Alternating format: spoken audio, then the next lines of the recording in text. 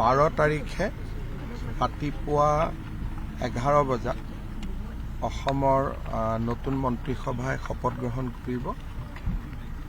অহা 10 তাৰিখে ৰাতিপুৱা 10 বজাত ভাৰতীয় জনতা পাৰ্টি বিধায়িনী দলৰ বৈঠক হ'ব। তাতে ভাৰতীয় জনতা পাৰ্টি বিধায়িনী দলৰ নেতা নিৰ্বাচন কৰা হ'ব আৰু সেইদিনাখনেই দিনৰ 11 বজাত NDA অৰ্থাৎ AGP, BPF আৰু ভাৰতীয় জনতা পাৰ্টিৰ যৌথ বৈঠক অনুষ্ঠিত হ'ব। তাতে NDAৰ নেতা নিৰ্বাচন হ'ব।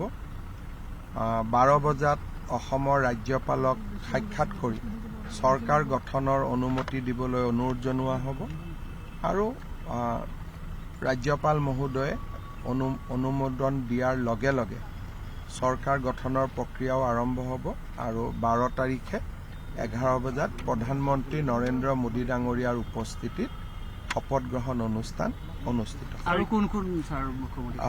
ইয়াতে আমাৰ প্ৰায় 20খন ৰাজ্যৰ মুখ্যমন্ত্ৰী উপমুখ্যমন্ত্ৰীসকল অহাৰ সম্ভাৱনা আছে।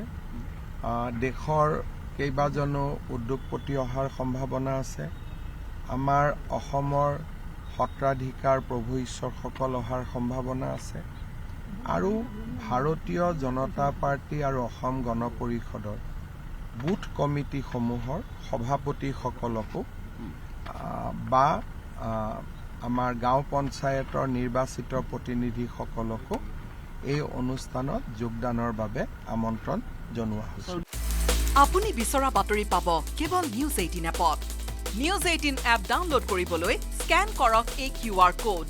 গুগল প্লে ষ্টৰতো পাব এই নিউজ 18 এপ।